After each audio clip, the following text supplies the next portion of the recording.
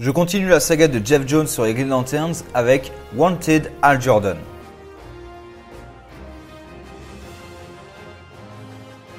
Durant l'année ayant suivi Infinite Crisis, Hal fait partie d'une mission contre les terroristes tchétchènes. Son avion est abattu et comme il n'a jamais son anneau quand il pilote, il est fait prisonnier par les terroristes. Pendant plusieurs semaines, lui et ses camarades, Coggirl et Shane, sont torturés. Jusqu'au jour où Hal, à force d'essayer, parvient à briser ses chaînes. Prenant l'arme de ses ravisseurs, il abat les autres et parvient à sauver ses camarades. Shane ne pourra plus jamais réaliser son rêve d'être astronaute à cause de ses blessures aux jambes. Et encore aujourd'hui, Hal s'en veut et est toujours torturé par des cauchemars. Notamment, il se revoit quand Abin Sur lui donne son anneau, sauf que cette fois, Abin lui dit qu'il a abandonné ses compagnons au moment où ils en avaient besoin. Hal et Shane apprennent que Coggirl a été envoyé pour détruire le campement de ces mêmes terroristes qui ont été retrouvés. Mais son avion a à nouveau été abattu. Cette fois, Hal décide d'y aller avec son anneau. L'opération est en Russie et Hal a déjà eu des soucis là-bas il y a quelques temps.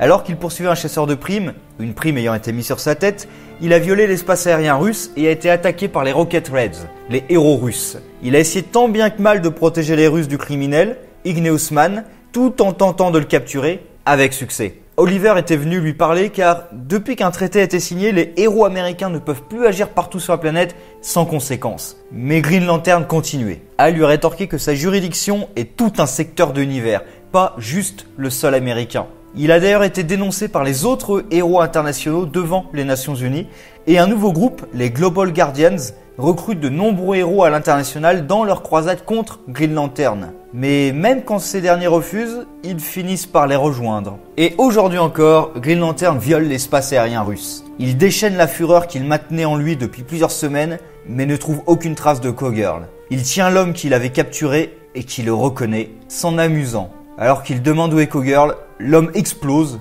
tué par les Global Guardians. Ces derniers informent les Nations Unies que Green Lantern a tué les prisonniers et obtiennent la permission de le mettre à bas. En parallèle, Hunger Dog, chasseur de primes, s'apprête à s'occuper de Green Lantern et le fils d'Abin Sur, Amon Sur, observe la situation. Il déteste Hal Jordan et veut le voir humilié et détruit. C'est lui qui a mis sa tête à prix. Il le veut vivant pour le tuer lui-même. Il estime que l'humain a volé son héritage quand l'anneau de son père l'a choisi et il est convaincu que si Hal meurt près de lui, l'anneau lui reviendra. Pour l'instant, Hal est occupé avec les Guardians. Ces derniers sont contrôlés par des télépathes et Hal demande à l'anneau de les localiser. Il s'était rétréci à l'échelle subatomique. Ce sont des Clarmariens, les chasseurs sans visage. Ils le rendent inconscient et à ce moment attaquent les Rocket Reds qui veulent arrêter le Green Lantern. Paradoxalement, leur attaque lui permet de se libérer, mais bien sûr, ils pensent qu'il travaille avec les aliens.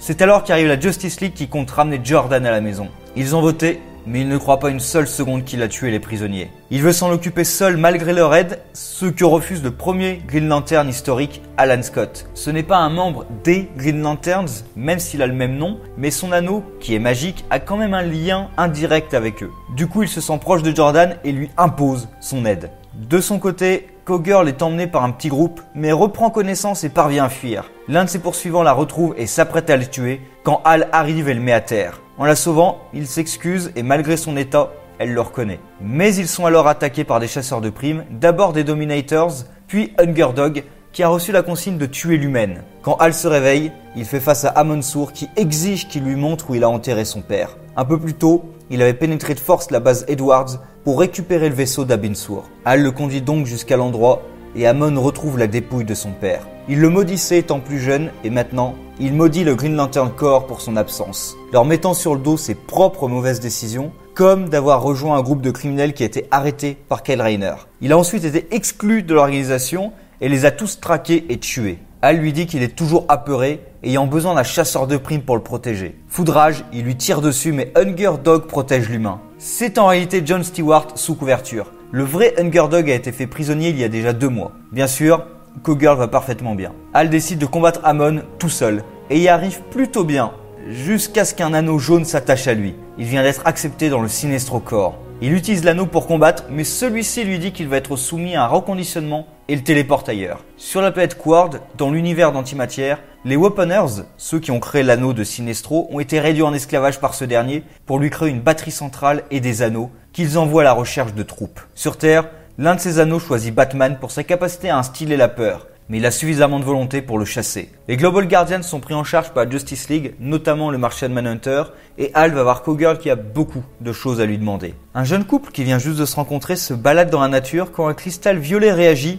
alors que le jeune homme est insistant, disant à la femme qu'il ment et qu'il ne l'aime pas. Elle est possédée par le cristal et tue son prétendant. Mais le cristal veut retrouver son véritable hôte. Et elle se dirige vers la base aérienne de Ferris. Alors que Carol est en train de piloter, la Star Sapphire l'accoste de manière assez agressive. Elle laisse tomber son hôte précédent et possède le corps de Carol, car c'est l'hôte que Hal Jordan a choisi et elle le désire. Alors que celui-ci boit un coup avec Cowgirl en discutant du fait d'être Green Lantern, Star Sapphire fait irruption et vient embrasser Hal, ce qui ne fait pas que du bien. Il essaie de maîtriser Carol pour lui retirer le cristal, mais c'est plus dur que prévu.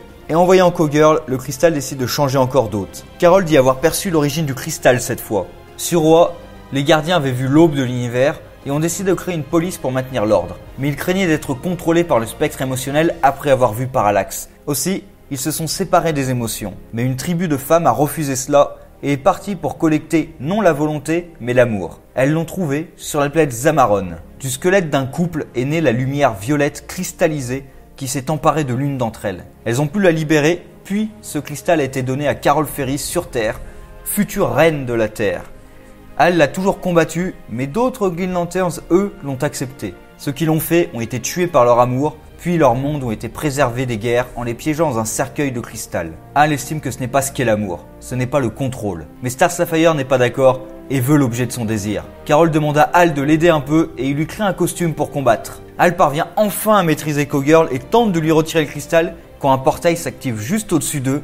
Les Amarones sont arrivés. Elles veulent récupérer les deux femmes pour le nouveau corps qu'elles ont décidé de construire. Pendant que Hal les affronte, Carol parvient à retirer le cristal parasite de Cowgirl, mais il ne compte pas abandonner aussi facilement et force le Green Lantern à choisir celle qu'il veut. Il choisit ni l'une ni l'autre. Il embrasse une des Amarones et le cristal se précipite donc sur elle. Ses sœurs essaient de le contenir pour l'empêcher d'en prendre le contrôle et sont obligées de se retirer pour pouvoir l'extraire en sécurité. Les Amarones comprennent que le cristal est bien trop dangereux. Le violet est à l'extrême du spectre émotionnel, ce qui le rend instable. Pour maîtriser ses capacités, elles décident de forger un anneau avec le cristal et elles se rendent compte qu'elles ont fait ce qu'elles reprochaient aux gardiens.